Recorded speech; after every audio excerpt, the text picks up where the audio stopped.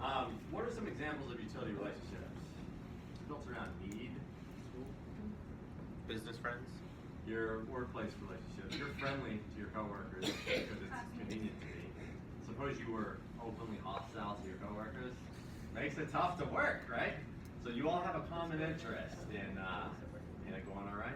Well, Classmates. sometimes again, common interests try to make it work.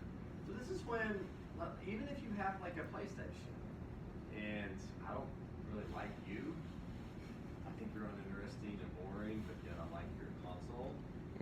That's a utility friendship. Same if you have money or drugs or boats or anything else that I myself happen to be interested in. If I'm interested in you, not for you, but for them, I am in a utility relationship. So if you're using people to network through your career, if you're using people as study aids to help you get to college, you look friendly with them. And I hope you realize that. Like if I walk past you, I might think you were friends because you would be doing the same things you would be doing with your other friends. Laughing, telling jokes, eating, whatever. It's just when you analyze that relationship, sometimes you realize that utility is its foundation. They're helping you. That's it. So when they're not helping you, or when you're no longer helping them, it might not work out quite as good. Then you've got your pleasure relationship. Now that's self-explanatory. And obviously the sexual relationship is a clear example of this. But that's not the only example of this. Think about vanity relationships, where I hang out with somebody because they flatter me. So they just make me feel good about myself. That's a pleasure relationship. Does that make sense? Also, if I hang out with somebody simply because I like torturing them, I derive pleasure from making fun of you, and that's the dynamic of our relationship. That is also a pleasure friendship. Does that make sense? So while these relationships include the sexual one, they are not only the sexual one.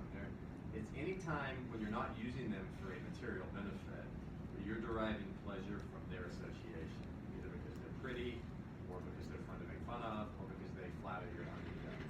So, what a scenario like, I don't know, you're friends with them because you both joke around and laugh with each other and but at the end of the day, you're not like, you wouldn't back each other up. Like, you're not that kind of friend, but you're the type who just, play. It could be pleasure or utility or some hybrid. Now, there are hybrids here. One person could be in it, like just the obvious case. The all-risk guy's in it for the body of the young female, but the young female's in it for the money kind of thing. So there can be hybrids. So I don't know, but your example could fit into that, one of those two categories. What an example would be for pleasure would be like, for instance, I had a friend all through high school, and then I lost my job, and she was like, "Why would I drive all the way to see you when you have no job and you can just sit at your house?" In other words, I no longer enjoy you. Right. Yeah. Okay. So that particular case seems clear. They're not all clear. Like, remember I told you it's tough to judge other people's character because I'm on the outside? You're on the outside of other people's. You're in the best perspective to know your own positioning on these lines. And by analogy, you're going to be in the best perspective to know which category you should properly place your friend. But don't forget, you have to ask yourself, which category would my friend likely place me? Right? And so, but in that case, it seemed pretty clear. Like it actually seemed pretty clear. Finally, you're going to have what he will call perfect friendship. He doesn't call it perfect in the beginning, but it comes out. Why is it perfect? Well, the word perfect for him just means completely. It means it's not lacking, and what it doesn't lack is the exact trait that these two things have that make them defective. We haven't named that trait yet. There's going to be something wrong with these, apart from the fact that they're selfish and somewhat instrumental. There's something else wrong with them, structurally, that this thing doesn't lack, and that's why it's better. I mean, that's the whole point of today's topic, is the reason for that. All right, so you've got your utility friend, all right? Those who love each other for their utility do not love each other for themselves. So if I love my utility friend, do I necessarily have to know who they are as people? No. Now, you are the collection of your habits, right? So, like, I am a parent, teacher, golfer. Those are nouns, but those nouns are encompassed by a set of activities that make me a parent, teacher, golfer. So if my roles are actually actions, and I am my roles, I am the actions of those roles. Does that make sense? You don't need to know people in that way to benefit from them. Does that make sense? So you don't have to. And sometimes you don't want to know. Like if you're using somebody as a study buddy in this class, you might not want to know all the details of their life. It might make it harder for you to down and trust them and study them if you knew like them on a in-depth level, not to weird you out or anything. Like that's a possibility, right? Same with your coworkers. Like you're friendly, you talk, you tell jokes to them, you look like friends, but it might be counterproductive to actually get to know them, not make it weird such that it's hard to be smart. Has anyone had that experience where you know you have a friend, that it's around utility, and you kind of back off, getting to know them better for fear that it'll mess up the great dynamic you've got going on? I do. Like let me just quick anecdote. My golf partner, just not. I don't want you to think less of me, but I'm going to tell you something. The dark side of my personality. I like to gamble and I like to win. And it's important to me to win. And so what I found is that when I would bet these older, wealthier males and I would beat them, they would try to wiggle out of paying me, or they would try to pay me in golf balls or beer or something like that. I want money. Like it feels good to take your money, and that's what I want. And I got tired of people trying to like back out of it. And so one day, a new guy joins our golf club, and he's got tattoos all up his neck, on his face, and on his ears. Nobody wanted to play with this guy, but I did. The reason I did is because if he's my partner, that's a deterrent to those other guys backing out of our deal. Does that make sense? Because he looks intimidating. So, does that make sense? And so, and it wasn't just at the end of the round after I could beat them. He's not a bigger golfer. I can cover him for that. He he uses me for the other thing. I win the money, but I use him for the collection of the money, if you will. So he And steals so, money too? what is it? So he takes half I of your think money so. too? But we don't, you see how awkward it'd be if we verbalized it quite in that way. Like we're not, it would be weird. The reason this is working is because we kind of intuitively know what's happening and we benefit by this. So we drink beers together, we laugh it up. If you drove past us and saw us, you would think we were friends. But I promise you, I don't know him all that well, and he doesn't know me all that well. Our relationship is centered around a common goal, if you will. If that were to change, if either of us stopped playing golf, we would kind of drift apart. I hope you can see that on your own. So again, like I said, I don't want to know. I don't know him, and I don't even want to know everything, right? Because he was in jail for 5 years. He's a convicted felon, and I don't want to know. I don't want to know. I want to just play golf, all right? And let's stick even on the golf level. We've kind of agreed to that, and that's great because now we get this great system. As long as you know his name. So I know his name, all right? So that's how I Googled him. That's how I found him. That's your own fault. Oh, you're that kind of fun. So, those who love each other for the utility don't love each other for who the person is. Rather, I love my friend for the good which I'm getting from him, right? Therefore, those who love the utility do so selfishly. And that's not the problem. The problem is this word. He describes these relationships as incidental, and that's the trait that both utility and pleasure relationships have in heeding defective. So beside the fact that I don't need to know the guy, beside the fact that I'm using him selfishly, there's a real problem with this. Even if we accepted those parts and say, oh, there's nothing wrong with that, there's no denying this problem. Now, this means an incidence is something that just happens. So what has to happen for these relationships to line up? So use a different example. Let's say person A needs a ride to school, person B needs a study partner, and therefore they become friends. Think about person A for a minute. They need a car, and person B happens to have the car that they need. But there are two things that can change person A's motive. Person A gets their own car, their grandma dies, they win the lottery. That can affect their motive for B. Or if person B loses their car, that can affect A's motive for B. So those are two incidences that have to coincide to support A's motive for B. Does that make sense? Then you've got B's motive for A, which is those study notes. If B drops out of school, changes classes, even if A's situation hasn't changed, B's situation changed such that B loses interest in A. Or if A drops out of school or changes classes, then A would no longer have the notes that B needed. So how many incidences must coincide for these to form? Each person's motive has two parts. Did you see that?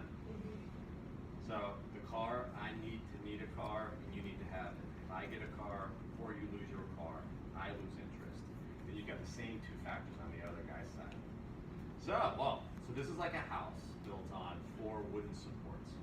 The argument is that utility is like sand. It changes over time. if your needs evolve as you age, and if your relationship is built around that need, then time will require you to replace your old friends with new ones. Does that make sense? It's almost like, we don't really control what we need now, and we can't control the evolution of our own needs. And even if I could, I certainly can't control the evolution of your needs. So when you enter into one of these relationships, what should you not reasonably expect? For them to last. Longevity. Yeah. You cannot expect longevity because you have no right to expect longevity from these, because they're built upon a foundation that is constantly changing. So I like the sand metaphor. The idea is that life throws storms at us. Like the situation was such that we became friends, but life can change circumstances such that the reason why we became friends no longer is there for us, and hence those friendships typically dissolve. Yeah, as a kid, like at some point, I kind of lost my video game console. I don't know what happened to it, but as a kid, that happened to me as a kid, and I lost a few friends just because of it. Because we had nothing to talk about anymore. We were just video games buddies, and once I lost the console, it's like they kind of lost interest. In some cases, you can't control that you lost it either. That was just an accident that happened. Maybe it broke. Maybe somebody stole it. Whatever. I don't remember. So if you built a relationship around need, and you can't control the evolution of those needs, you have to understand this relationship could end at any time through no fault of either party. This is why it doesn't make sense to attach moral blame to these, because you were never interested in them to begin with, right? You're interested in the service they provided. So as long as they didn't lie to you and tell you it was because they knew you and loved you for who you were, as long as they didn't bake some kind of deeper commitment, you can't really be surprised or all that upset when these things fail. One of the two. Is this where the perfect friend is like birthed? Is it when you come together for a certain need, but then you transcend the utility phase? We'll talk about that. All right. I mean, that would make sense. Thank you, question. So he says the useful is not permanent, there's always changing, and that proves fatal to these relationships. Just to be clear, you can analyze your past relationships under this model. So you can say, well, I had a friend who, just as Victor did, I lost a friend. What changed? One of four things changed. Either your needs changed, or what you had to offer changed, or their needs changed, or what they had to offer changed. So you can figure out which one of those four supports was modified. You could then analyze why it was modified. Your PlayStation broke. That can give you closure and meaning on the structure of the relationship that led to its collapse. He says this is kind of the ageist discriminatory comment he makes. He says old people tend to be users. Why would somebody say that? So nasty. It's so Old true. people, like It's old, so true. old. My grandma. But just before you judge against it, just why would somebody say that? As we age, what happens to us? When they're more needy. Can't really provide it. So, if your needs multiply with age, so will the frequency with which you form utility relationships. But if you have money, even though you need more, you can also give at the same time. So, here's So let's say, for example, I have an older lady friend, and she's rich. Even though she needs me, just for needing me, she'll give me like different gifts or money. Or So whatever. why are you hanging out with her? I want the money. I don't Well, want the you just answered the question then. Does that make sense?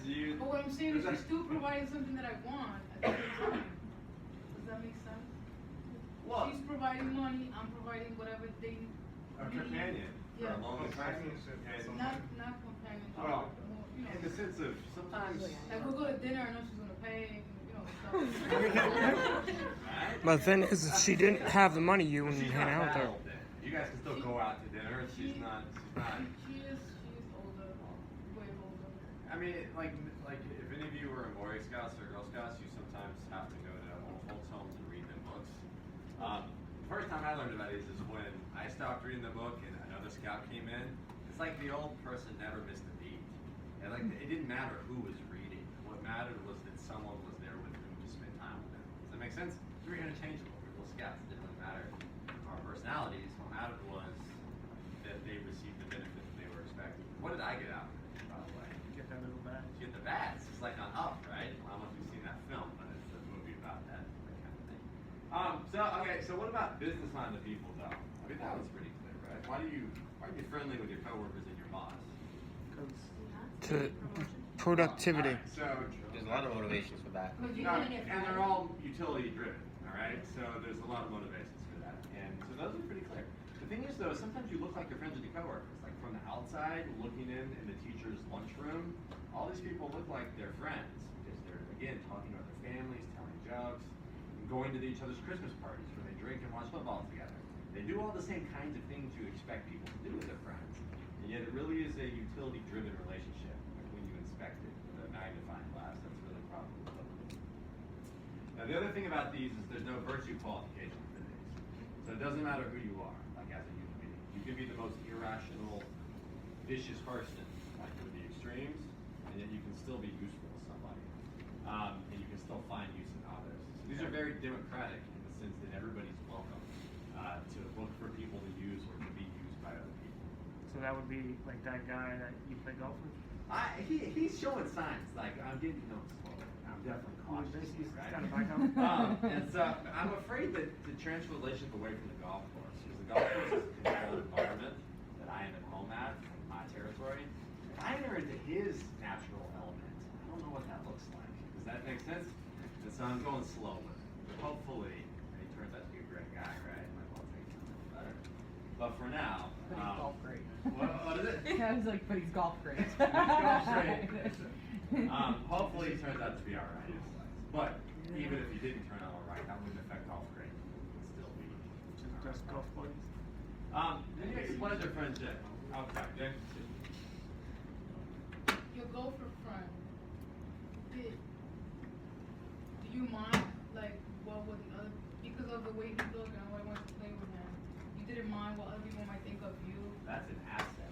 Because not only are they worried about not paying, they get intimidated by him during the round. Yeah, but you're not Does that worried, make like, sense? their opinion of you by having someone that they believe in. What? He just wants them to pay. He doesn't care what's Uh, the golf course think of you him. mean, will they stop betting me? The No, I good news mean, about that. I mean, nobody picked him because obviously they're afraid of him or, you know, they're skeptical about him. So what I'm saying, you as a person, they're gonna look at you hanging around with him and be like, wait a minute, like, You mean, does it compared. affect my reputation? If Yes. I don't even, I hadn't You even don't crossed even my care mind, to be about honest. reputation. I was more worried that it would lead to them not wanting to gamble with me, but actually that didn't happen. I started, I tend to win almost, I win regularly. I have a target on my back. Everybody wants a piece of me, try to get it back. So it ends up being quite a system of gambling. No, it ends up being a lucrative relationship, of which we're both happy. So I don't feel like I'm a bad person. Do you all admit that you have these But relationships? you are, you know that. No. Pleasure, friend. This is not. This is not a. Look, this is not a bad relationship in the sense that you're a bad person for being in it. It's bad in the sense that it's defective. It doesn't endure the test of time. Isn't that So, Should we have these relationships though? how do you not have these? I feel like most Is it human giving you the relationships truth? Unless you live in a bubble. will be one of these two kinds. You need the bubble too. I mean, you don't have to have them. It's just you do need the third kind. So, It's just I don't see how you can avoid it. Like in the human world of people. I feel like pleasure probably is more than confidence. So let's talk about pleasure. This is the same kind of thing. You love the person for how they please you. So do you need to know them? No. No. Yes, wait. No, no. To take pleasure from looking at you, I don't need to know anything about you other than what you look like. Does that make Do you sense? think the pleasure So- one is more sexual? It can be. It So can if just it's be sexual, I need to know you a little bit. in the biblical sense, but not in the character sense, right? You know, you don't know somebody's personality. You know them like as a body. Does that make sense? But I need to know what that body does. What? As a sexual object, not as a personality. So you can derive pleasure from somebody without. Does anybody deny that? You can derive pleasure from other people without knowing them? Makes no No, sense. you could. Yeah. I think it's a choice. I think personally, if you can or can't. So can we? Alright, leave sexuality out of it. Do any of you like to be flattered? Yeah. Well, sometimes we do, which means that when we hang out with people because they stroke our egos, we are in pleasure relationships That's a non-sexual variety of these. It's a little bit more benign maybe. But even in that case, you don't need to know the other person's character. You're interested in them insofar as they reinforce your confidence. They like make you feel better about yourself. But you don't need to know them even in that case.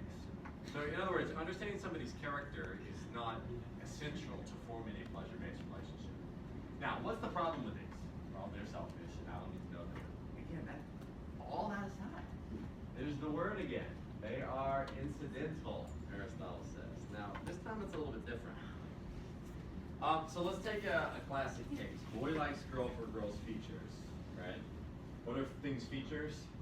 Apple is round, shiny, green. Those are the features. So a woman is A, B, and C. And whatever those are, they match boys' tastes, all right? So she has preferences, A, B, and C, or excuse me, traits A, B, and C. He has preferences that correspond to those traits, and that's his interest. Girl likes boy because she's vain, and he reassures her self-confidence by stroking her ego because she has traits A, B, and C, by which she measures her own value. So that's the scenario. I feel like that's a common relationship. Shut up. Anyone connect to that one at all in the room? Is it like? That sounds like modern teenage romance. It's more like boy likes girl because girl's pretty, and girl likes boy because boy makes girl feel like she's pretty. Right? It's Yeah. more inside. So it could be anybody. Well, yeah, that's a pretty generic one that I feel like has broad apply. I want you to analyze this now. Think about boy's motive, her features. He has a set of preferences, she has a set of traits. What happens to coincide? Age. No, well, yeah, well, no, not always. Sometimes, what happens to coincide? His preferences happen to coincide with What she wants. her traits, which could change. Traits. Her traits will change. And his preference. And his preferences will change too. And that's the one we often fail to think. So the woman will age, she will whatever, right? But even if she didn't, I mean, she stayed exactly the same at 60 as she was at 27. That assumes that the male preferences will be static. Male preferences are the results of chemical reactions and hormones in your body. Is that correct? So as you go through the aging process, what you find tasty might alter. So even if your partner remains exactly the same, that's no guarantee of your love. I hope that was clear. So anyway, boy's motive has two components. Her traits, his preferences, either can change at any time without you being able to do anything about it. Now you talk about her motive now. Well, she has her preferences and he has his traits. And this time it's the way that how she's valuing herself and the way he happens to speak to her matches that. Does that make sense? So imagine 15-year-old pillow talk, what that looks like, the kind of comment the boy says at that age. Nowadays. But so, well, just 20 years from now. well, okay, so then, let's say the woman matures, so her preferences change. She identifies by a different set of values. So in other words, I'm not just my ex at this point. Now I'm my X, Y, and Z. If he's just continuing speaking to her as if she's an X, she will not derive the same response as she did before. Which means her preferences change. She loses interest. But even if her preferences don't change, his traits might. Meaning he may communicate to her in a way that doesn't affect her. So how many things have to line up for these things to work? Traits and preferences. For each. For each. For each. So two people, each with two parts, equals 4, right? So, okay, so do you really control your preferences? Yeah. No. I don't know. Do people like redheads because they choose to, or because natural selection? That's They probably not classify the best that as example. a fetish now. Is it? Is Yeah. it? Because They're actually seen. I'm not trying to make a comment on anybody, but they did a study and they said most people deem redheads as very unattractive. So the people that do like them, they categorize it as fetish. So they're a biological anomaly, and I happen to like redheads at all. And so what might happen to me over the course of my life might change. Do you think, so when males like it, or when females like certain male features physically, do females deliberate in their room about which features they ought to like and pick them and go like them? So women like, what features do women find attractive physically? Height.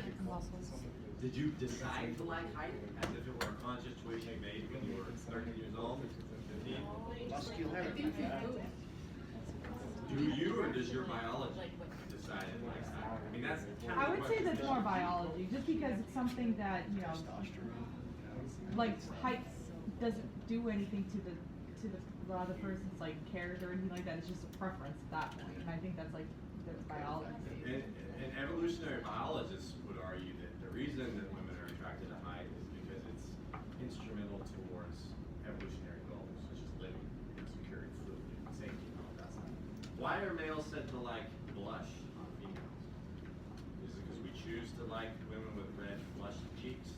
Is it like we sit around our room all day thinking, I want to like them with blush? No, I think I do. That's not. Does anybody know? This is a little bit R-rated, but does anybody know the reason for that? You're in heat. Oh. That's the section. Does that make sense? Yeah.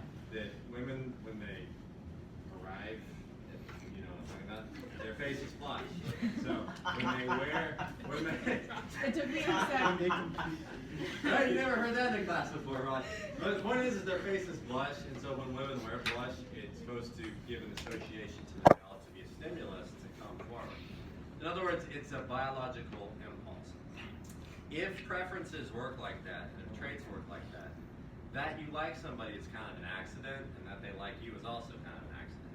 So it's an accident that your relationship formed at all, given that those four things had to coincide.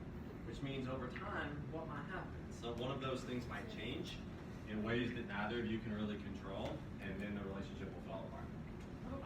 And this is what he says, with increasing age, people's pleasures become different. This is why they quickly become friends and quickly cease to be so. Their friendship changes with the object that is found pleasant, and such pleasure alters quickly. This is why they fall in love and quickly fall out of love, changing often within a single day. That seems a little extreme. Like if you, I don't know if it's that fast, but like you date somebody on Friday, you're kind of bored of them by Monday. One of those four things changed. Does that make sense? Something happened. Well, also I think, who forms these? Not the elderly, he says. He thinks younger folks tend to be driven by emotion, and so they form these relationships more frequently than the elderly do. He says the elderly sour, and they've become less driven by pleasure and more by utility as they age. I don't know if that's fair or not, but that's the comment that he makes. Whereas the younger are driven by passion. As such, you look for people to correspond to your present tastes, what you like, but we act as if those tastes are static when they're not. They evolve, which means your friends will evolve. You need to get a new flavor every time that happens. Then look for their character. So it's when people who share qualities love each other for the qualities that the other person has. So I'm not really using you so much as I understand you and validate you by selecting you to be my friend. Now, why is that different? Well, those who wish well to their friends for their sake are most truly friends. Well, why? For they do this by reason of their own nature. What is our nature? What kind of thing are we? Reasoners. So I choose my friend, and therefore it's not an accident. My situation doesn't choose my friends for me, as is the case of pleasure and utility. We happen to grow up in the same town. Our parents happen to have similar values. So all the situational factors resulted in me being your friend. That's not a perfect friend. That's an environmentally produced friend of utility and pleasure. This kind is when, no, I'm old enough to understand myself, to understand you, and I respect and love you for the person that you have made yourself to be over the course of your life. This is a different kind of relationship. It's superior to the first two. Now, why is it not incidental? And that's the big point he draws. Incidental means by coincidence. What determines your character if he's right? You do, by how well you reason through your situation. You don't determine your needs or preferences in the same way. So we are responsible for our own character development and for the maintenance of that character in a way that we are not responsible for our own preferences or the sustainability of those preferences. Does that make sense?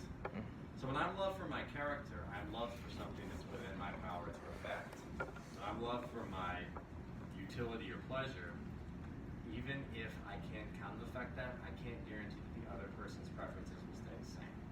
But when you have two people loving the other for who the person is, each loves the other for something that's within the other person's power to affect. So who laid the foundation of these relationships? Each person did. So who can maintain these foundation in the event of a storm washing in? Each person can, and that's why these are fundamentally more stable than either of the other two. It's because their foundation is within the sphere of response or sphere of action of each party. I was just wondering if you could say that again. I kind of got lost. Did you understand it? So the idea is we don't have full responsibility for needs and wants of our own, or especially somebody else's. But I am responsible for who I am. So as long as I maintain my own stability in the doctrine of the mean, as long as my friend does that, that we love each other is secured. Because our love is not based upon an accident of circumstance. Our love is based off of each other's self-determination. So these relationships are supposed to stand the test of time because of how they were formed, like what they're based upon. Any thoughts on that? Does that make sense? Yeah.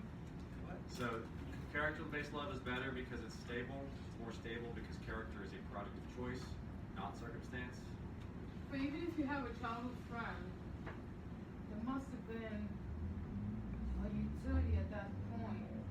Correct. That became friend and then end up in the perfect friendship.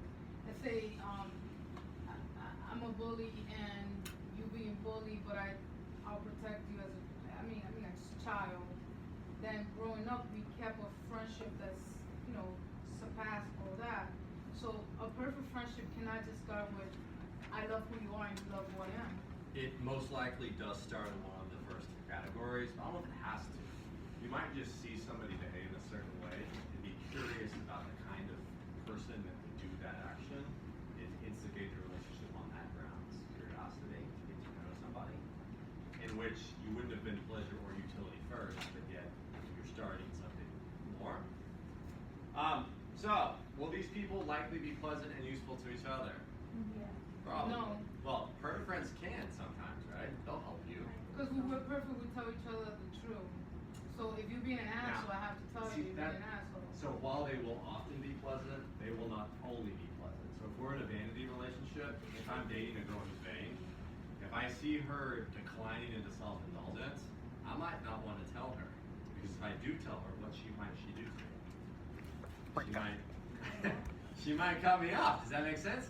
So it would be in my own self-interest not to help her. Then that's not perfect because That would not be perfect. because perfect would be me telling you you're being indulgent, and then you be like, okay, let me step back, a little bit. So you get it. So the idea is that while pleasure and utility will accompany these, that doesn't mean these are always only pleasurable and useful. Does that make sense?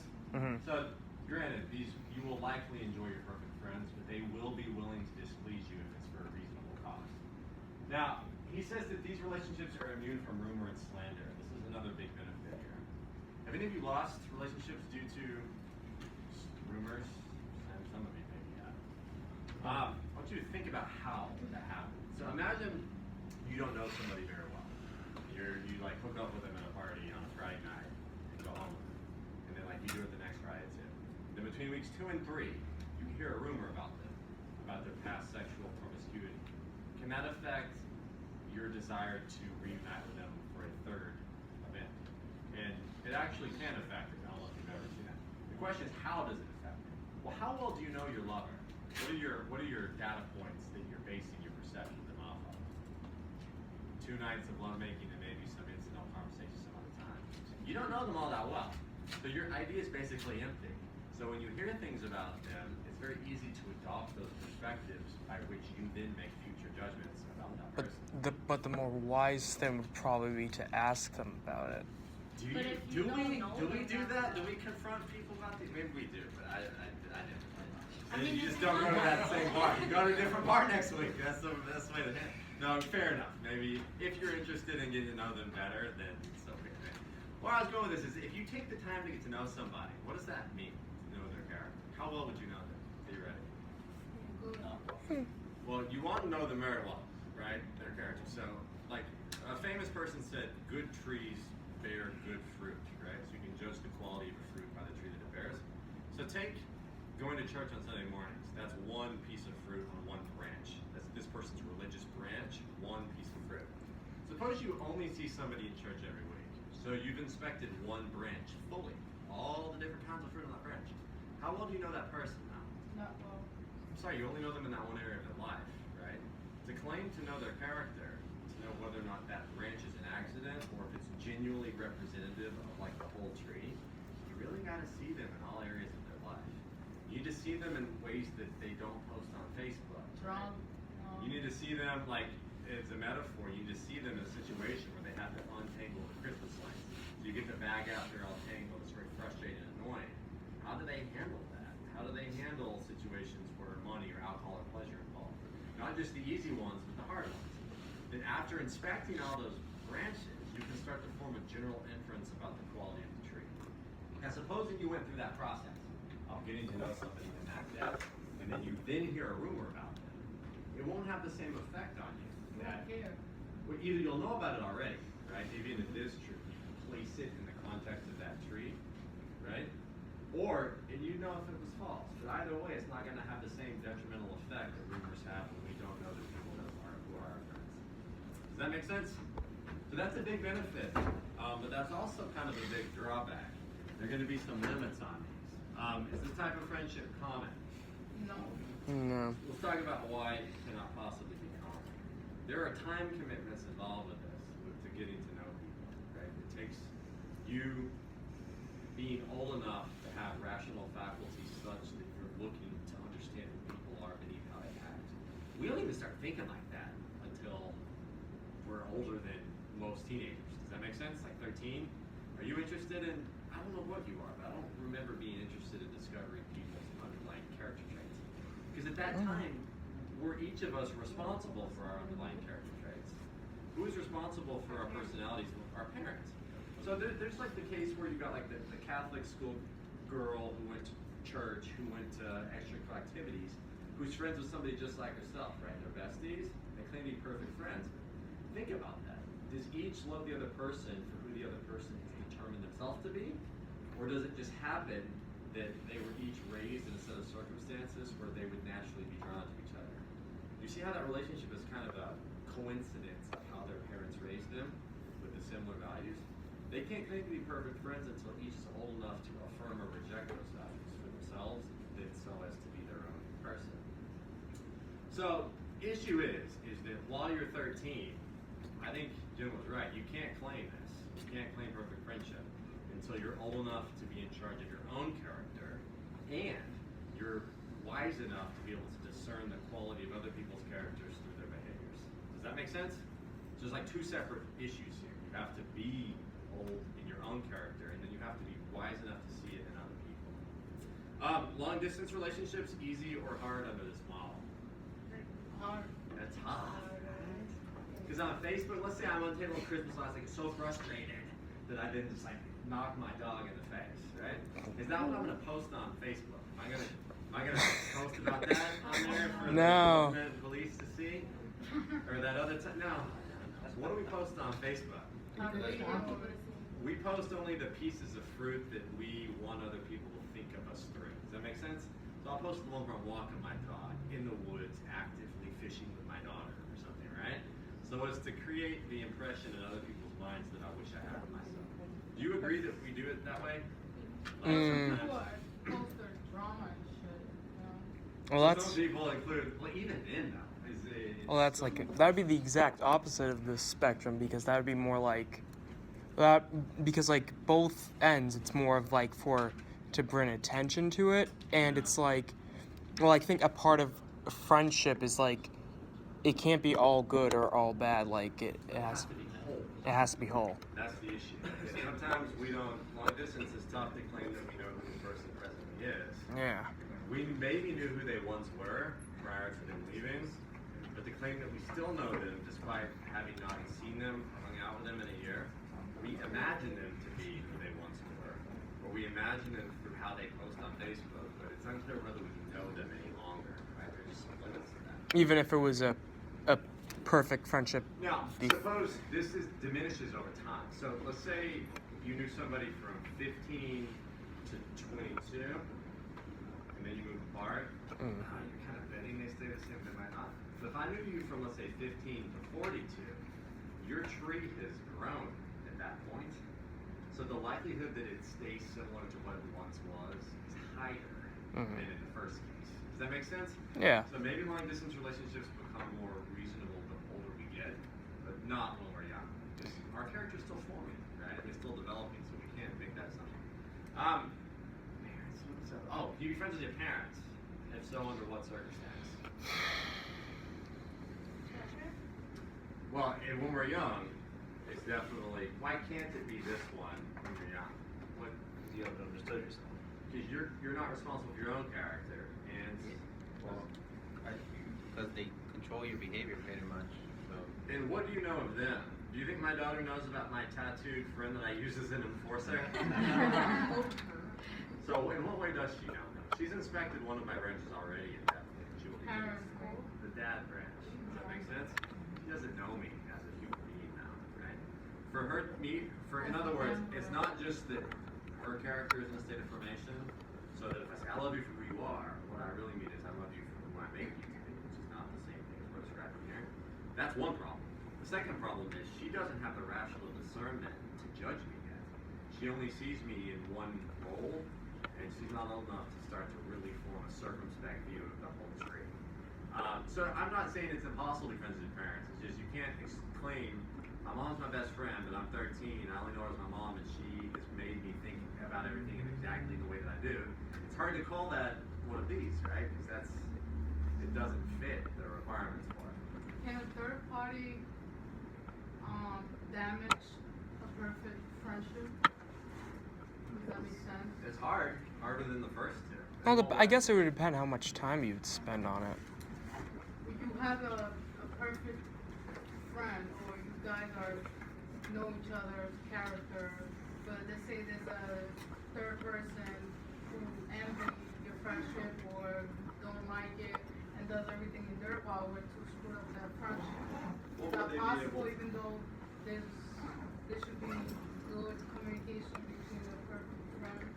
If I stay the same in character, then the argument is the only way that would happen is if one of us stopped being who we were.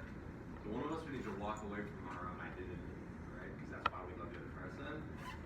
So I guess you could say that, well, you could make it look like somebody walked away from their character. But hopefully I'd be smart enough to realize that you were misportraying my friend's behavior, right? And I definitely would be secure enough in a relationship to approach my friend who you're misportraying so as to resolve it. I mean, I'm not saying these don't break. It's just these definitely much more stable than the first two kinds. Now, what about your parents? Just quickly, 2 more minutes. What about your political scientist relationship? What kind of relationship were they grooming you to participate in, if all goes well?